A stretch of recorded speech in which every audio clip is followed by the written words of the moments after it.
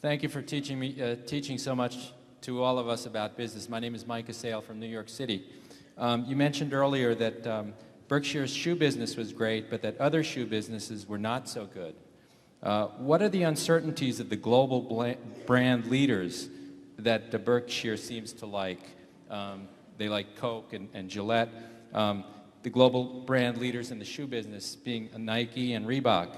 What are their uncertainties in terms of long-term competitive advantage, business economics, consumer behavior, and the other risk factors that you mentioned in the annual report this year? Thank you. So you're really asking about the future prospects of Nike and Reebok? Yeah, I don't know that much about those businesses. We do have one person in this audience at least who owns a lot of Reebok, but I'm not expressing a negative view in any way on that. I don't understand I don't understand their competitive position and the likelihood of permanence of their competitive position over a 10 or 20-year period, as well as I think I understand the position of Brown and Dexter. That doesn't mean I think that it's inferior. It doesn't mean that I think that we've got better businesses or anything. I think we've got very good businesses, but I haven't done the work, and I'm not sure if I did the work I would understand them. I think they are harder to understand, frankly, and to develop a fix on than our kinds. But they may be easier for other people who just have a better insight into that kind of business. Some businesses are a lot easier to understand than others. And Charlie and I don't like difficult problems. I mean, if something is hard to figure, we'd rather multiply by 3 than by pi. I mean, it's just easier for us. Yeah. Charlie, Well, that is such an obvious point, and yet so many people think if they just hire somebody with the appropriate labels, they can do something very difficult. That is one of the most dangerous ideas a human being can have.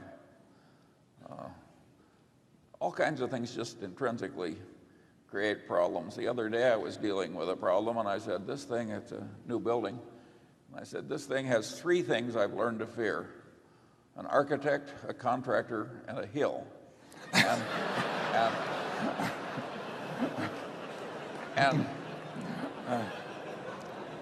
if you go at life like that, I think you at least make fewer mistakes than people who think they can do anything by just hiring somebody with a label.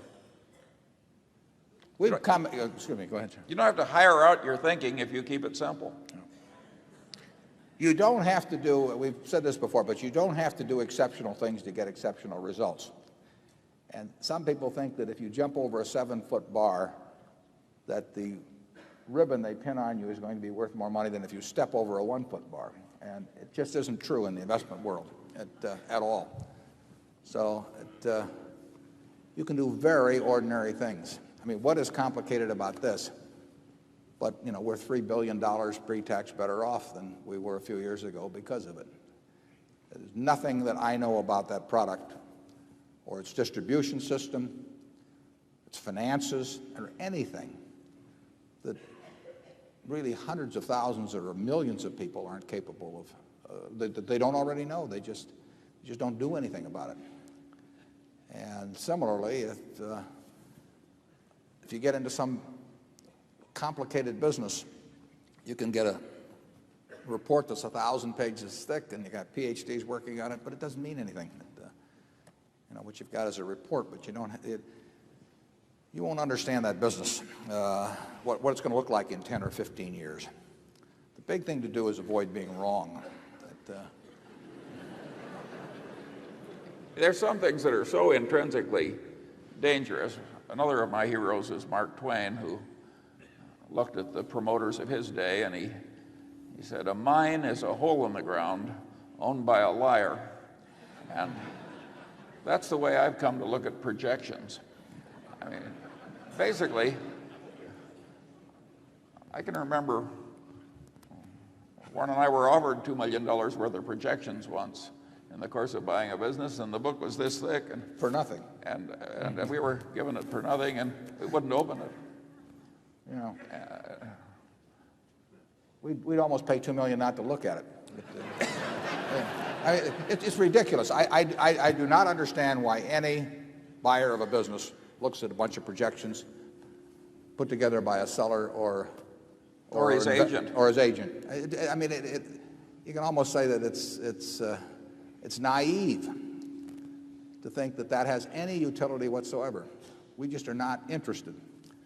If we don't have some idea ourselves of what we think the future is, to sit there and listen to some other guy who's trying to sell us the business or get a commission on it, tell us what the future is going to be, like I say, it's very naive. Yeah, and 5 years out. Yeah. We had a line in the report one time, don't ask the barber whether you need a haircut. And it's quite applicable to projections by sellers of businesses.